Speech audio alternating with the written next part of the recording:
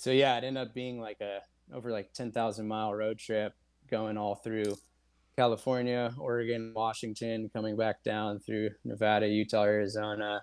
And it was all centered around hiking and going to national parks. So I probably saw about like 15 different national parks and countless state parks. And the whole time having a sketchbook with me and drawing what was around me.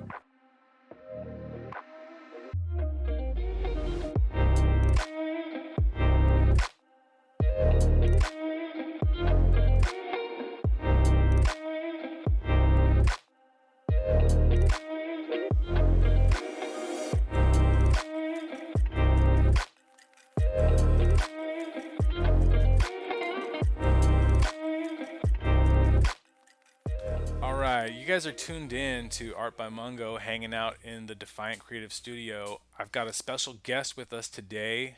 This is Sam from Sam Blake Studios. I asked Sam to come by so he could tell us about what he's been up to lately and give us a little history on how he's developed his art practice over the years.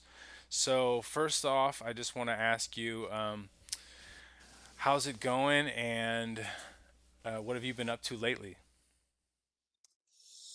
Things have been in transition lately. I was working with this design studio and they were short on work and decided it wasn't a good fit. But really, it's like just all the cliche shit of that closing of the opportunity is leading to new ones, which is meaning being able to lean into my art full time. And so, I do printmaking art, do linoleum cuts and block printing. And so I've been leaning into doing that on fabric.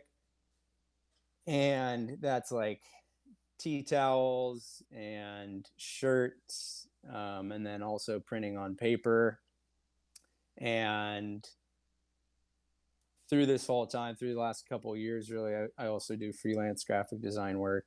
And a lot of that work has been brand identity stuff, building out branding packages for clients, and also packaging design and illustration. So really ties like art and business together. It's like art for commerce. So yeah, yeah, growing, a lot of growing.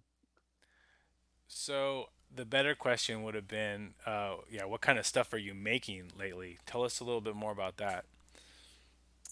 So I wish I'm in the process of moving right now. So stuff is kind of in boxes and all over the place. I wish I had some tangible things I could show you here, but a lot of my work is nature based, nature theme.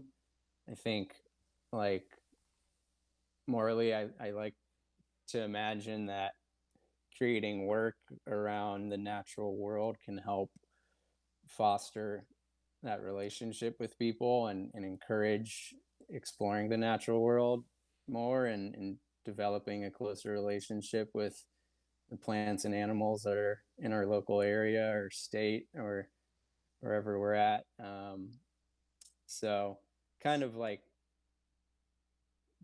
being a naturalist and tying that into my art. So yeah, I mean like a current like I'm working on this pelican design that I'm really stoked about that'll be going on t-shirts and tote bags. And then like with the tote bags, I try and find materials that are recycled or organic because they use less pesticides and a lot of water goes into creating fabric goods.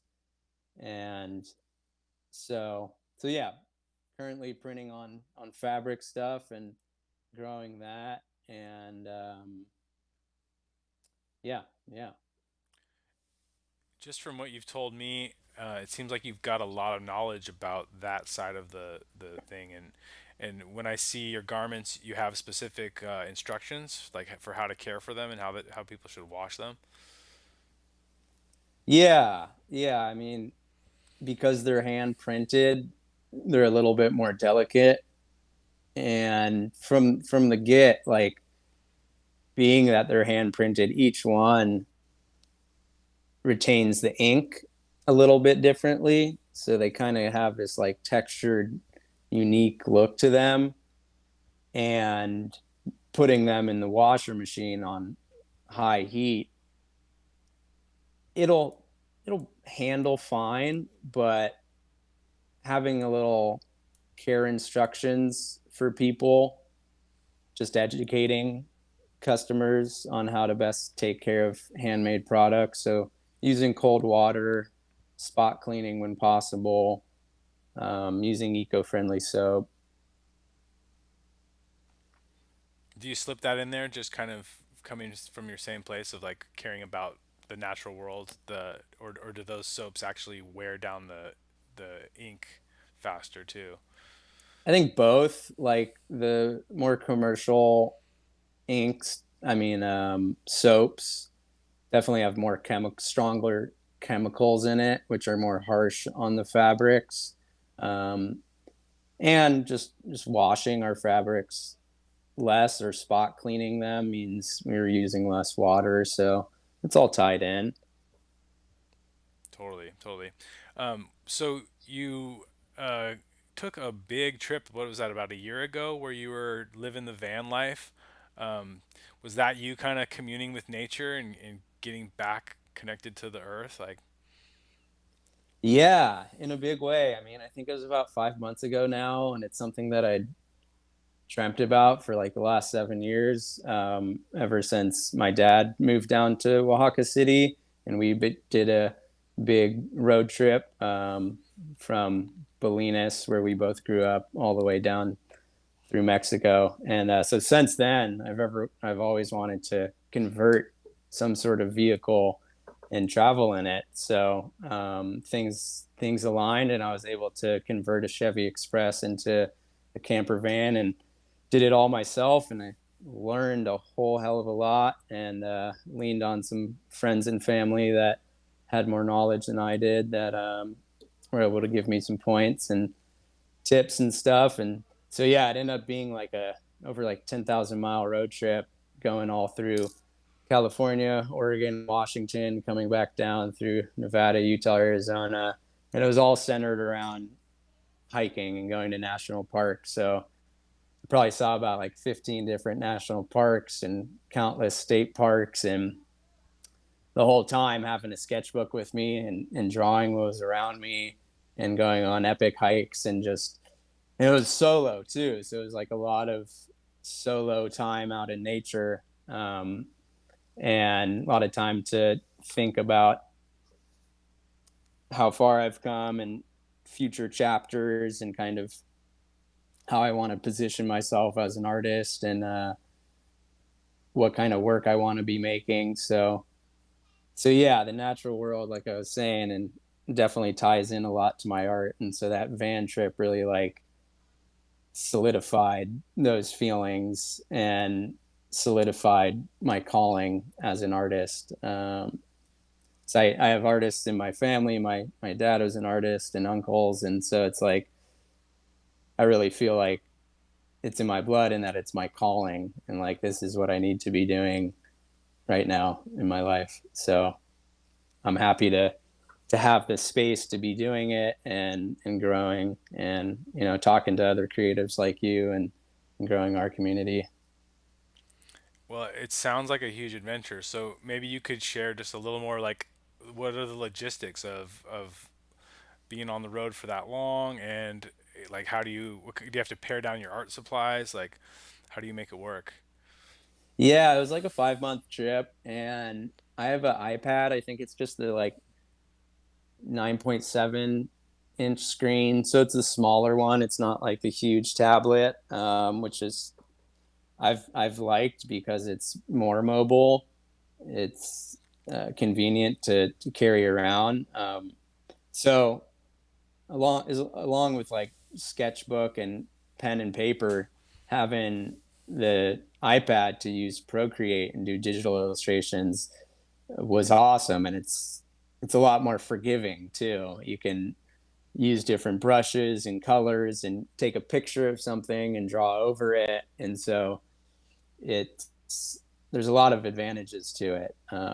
I think I've talked with other artists about using digital tools for our art, and I think there's a lot of people, more traditional artists, fine art artists that can be resistant to the digital side of things, but it's really just a tool to help us become better artists. And there's so many tools out there that we can lean on to grow our practice.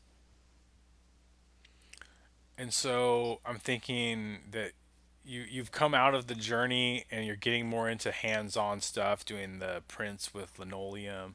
But before that, so tell us a little bit about like when you were in school and how you got into graphic design.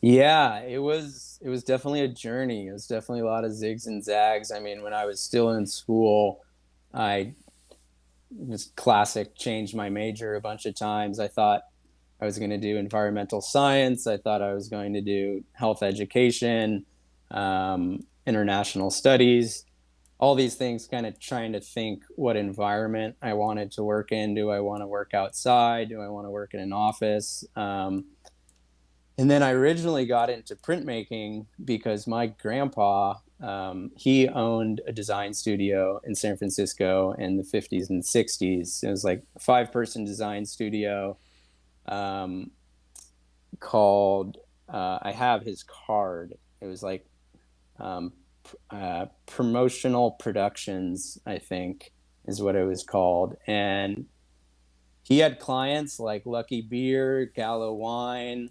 He actually did a huge rebrand for Anchored Steam Brewery when it was still Steam Beer.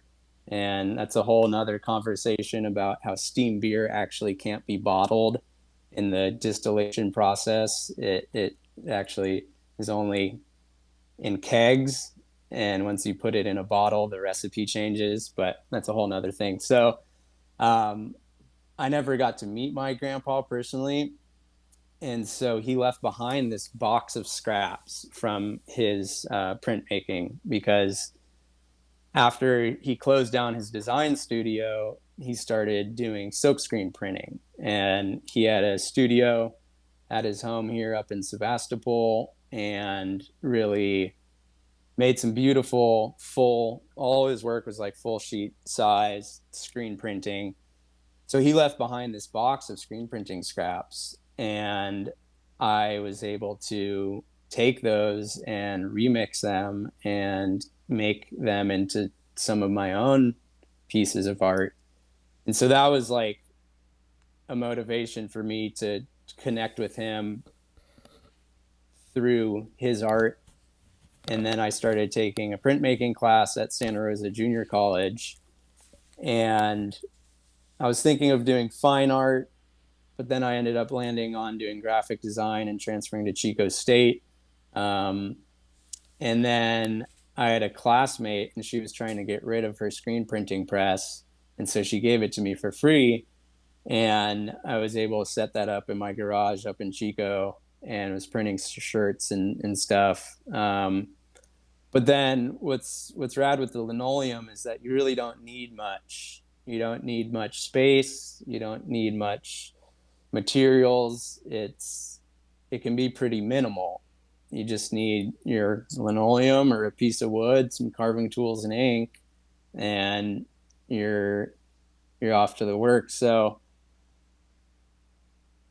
it's for me, like, it's kind of this art practice that's very meditational, and it's hands on too, versus like I was saying, doing branding, graphic design work, um, or using the iPad where it's all on the screen. But being able to actually fully carve something, and it really gets like a hand drawn feel to it. So yeah, it's a little bit about how I got into it. Um, and it's rad because you can create as many additions as you want from the singular plate that you carve out. So it lends itself well to printing on fabric and printing on paper and doing multiple additions and runs. And then how do you apply the pressure so you're not going to have like a huge roller? How are you able to do it? Yeah, again, I wish I had all these materials right by me. They're packed up in a box right now. But there's this tool, so you ink it up. You like roll out the ink on a piece of glass or a piece of plastic. You roll out the ink, and then you roll the ink onto the linoleum or wood material, and you put your piece of paper, you put your tote bag, your shirt, whatever on top of it, and create like a little template. So everything, where the paper is going to set, where the tote bag is going to set. And then I first use a brayer. It's this tool called a brayer that's just like has a handle on it and this circular base, and you just apply pressure. And then I'll use actually just a spoon, like a wooden spoon, a metal spoon, and that gets a little bit more focused area of pressure. And it really, like I was saying, it really creates, each print is unique because the ink sets differently from print to print. The paper absorbs it, the material absorbs it differently from print to print. So each one is like a unique addition. And then on the carving side, do you heat up your linoleum, make it a little softer, like before you start carving? And what's it been like to kind of reinterpret your designs into the carving process? Yeah, I mean that the reinterpretation is something you have to think about kind of at the forefront of it because everything's going to be in reverse. And I don't really do anything with lettering or pieces where it's like super crucial that it's reversed, but it is something you have to think about. It's like a different way of thinking about a piece when you're working in a mirrored perspective. So I use this soft cut linoleum. You can get, there's a couple different kinds. Blick art supplies has good materials. I don't love buying stuff from Amazon, but Amazon has some affordable linoleum plastic material, and it's soft cut, so you don't need to heat it up. It's really easy to carve into. I haven't done much cutting with wood. It's definitely a little more brittle and like resistant to the blade, but the soft cut linoleum is really approachable and like a good place for people to start. And then rubber too, right? So, do you remember like the guy in Bolinas who used to do the Dalmatian stamps? Do you remember that? I mean, Circ vaguely. they called them circus stamps, and like it was just legendary. I think he used to actually make molds and like pour rubber molds.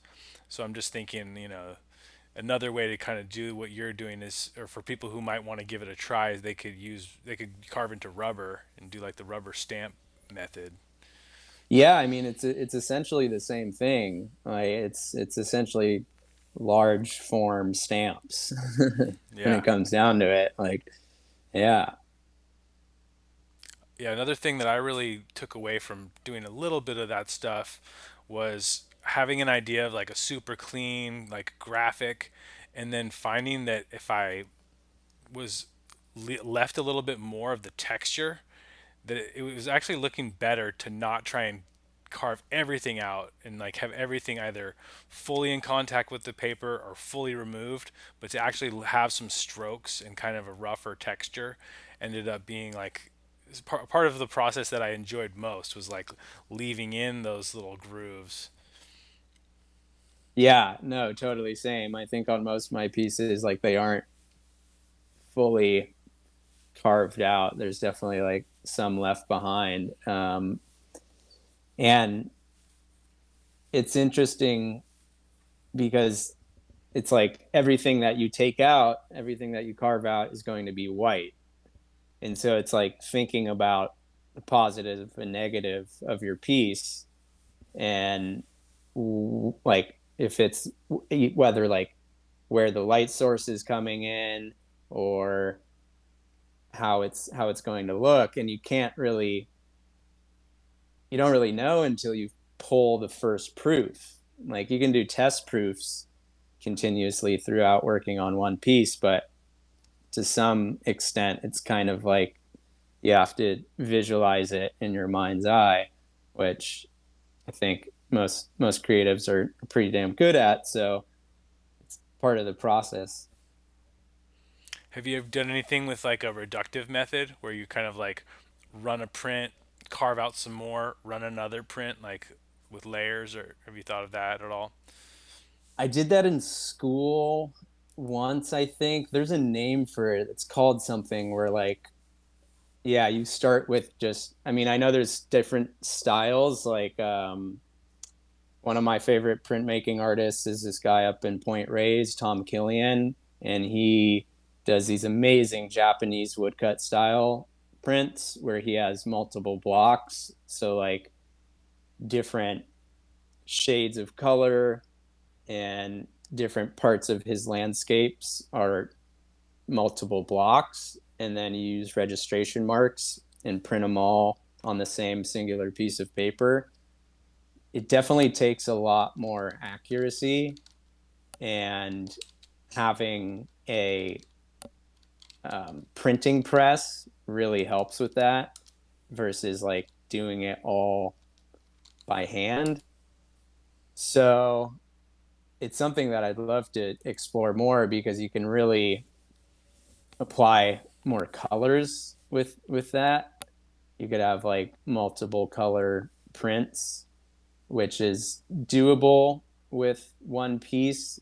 It's definitely just more like it's more it's a little more finite, a little more like technical.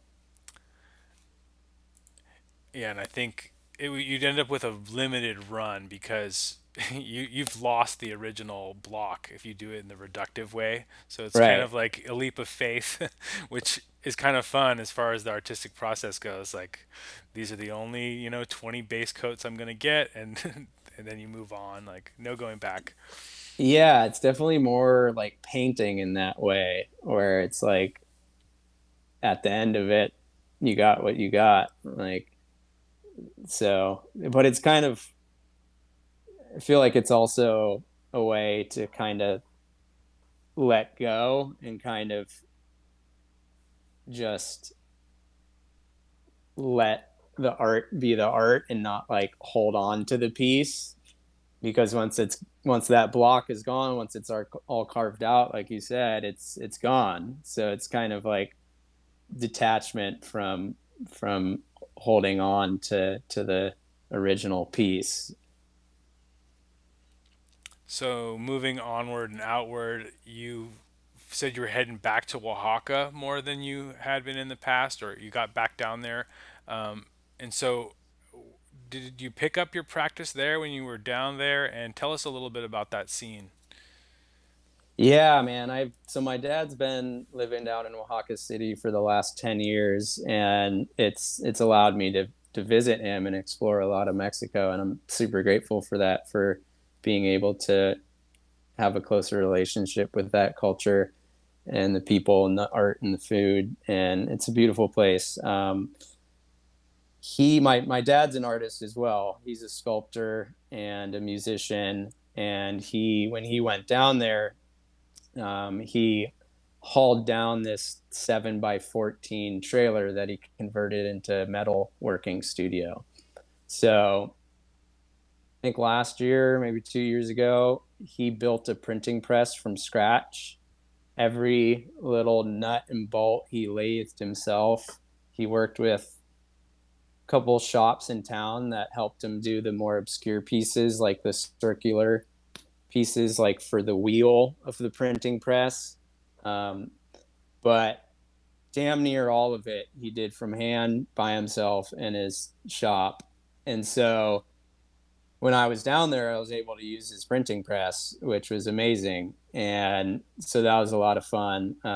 But also, I mean, Oaxaca in particular is really like both for Oaxacan locals, tourists, Mexican tourists who come down from Mexico City, international tourists, expats. It's really like it calls creatives. There's a lot of art in the city of Oaxaca, and there's probably like seven or so different printmaking studios in just the vicinity of downtown of the city. So it's like it's everywhere. It's like a great place to grow as an artist. So I was going to sell the van and move down there and lean into my art. But there's definitely the obstacle of like shipping work. Like it's a great place to make art and connect with other artists and grow in the art community down there. People are like super welcoming, really friendly, and made friends with this guy who owns a printmaking gallery down there, and he throws parties at his gallery, and super fun place to be. But the logistics of printing of sorry, I mean shipping the art is this whole ordeal because you can use like DHL as a shipping service, but I mean like an envelope of paper is like $30 to ship. So the logistics of actually like trying to grow an art practice on a business level is complicated.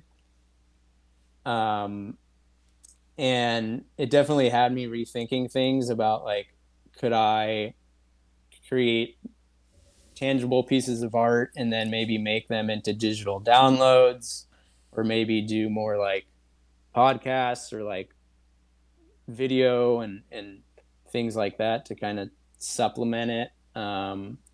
But yeah, so I was on the track of moving down there, and then I got some work opportunities up here.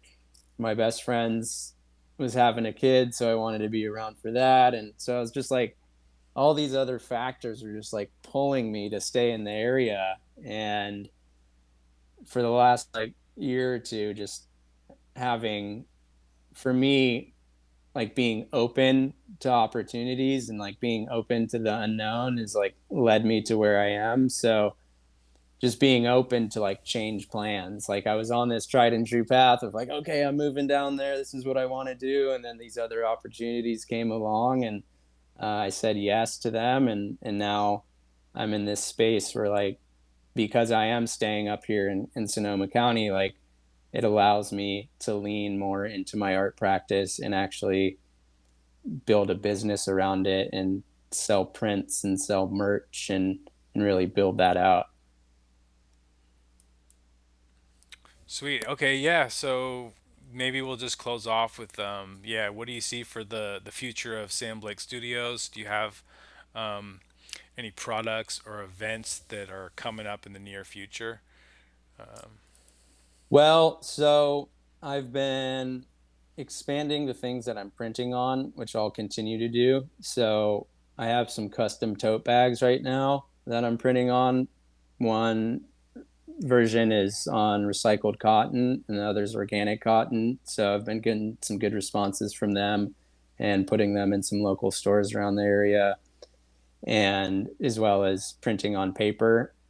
So as Christmas comes up, I'm definitely going to be ramping up my production more and printing more on shirts and hoodies and tea towels and getting patches. So slowly building my store. I have an Etsy currently that is working for now. I think in the next 6 months or a year, probably open up my own Shopify and have that direct website. So definitely have the goals to table at farmers markets and such. And I think, as we all know, it's a slow growth. So yeah, no events coming up at the moment. But Sam Blake Studios is my Instagram or TikTok. You can find my Etsy link through there, and I share a lot of my process and my printing work to try and just give insight to how my art is made, and then also encourage others to to practice as well. Yeah, I could just personally thank you for sharing your whole trip through all the national parks. Like seeing you do that and getting to vicariously visit all those places, like that was a gift to me. So I appreciate it. Yeah, thank you. No, I'm glad you tuned in. You know, it's like there's a lot of documenting on that trip, and it was so amazing for me. So getting to share it with other people and hopefully inspire other people to connect with nature in different ways. Yeah, it was beautiful. We just flipped you sideways. Not sure what Oh, happened there. yeah, I think I'm It's the okay. universe telling us that we've come to the the good conclusion for this interview. And thanks for sticking with me through all the hiccups we had getting connected. And I can only imagine that the people who are watching you and seeing your growth as an artist are like some of the coolest people out there. So I'm stoked that we could kind of cross paths, and reconnect. We kind of have very similar roots and some similar aspirations. So again, I just thank you for your time, and we'll make sure to post this up and share it with the world. Yeah, no, thank you, Brett. I'm stoked to get on here and chat, and hope to do it soon again. I've been loving watching your work and your comic books you're putting out and everything. You're super talented, and I love following your journey too. We got to be a community, whatever bug got us to hit the creative path, like there's no fighting it. You got to just embrace your love of creation and just do it. Yeah, yeah. I mean, exactly. And like I was saying, for me, it just feels like this calling, and I think people feel similarly. Where when you have the itch to create, it's something. It's like when you're not doing it, you just don't feel as fulfilled, and you have to follow that intrinsic that voice that leads you to create. Well said. All right, Sam Blake, we'll catch you on the next time. Thanks, man. All right, much love. Thanks for having me, Brett.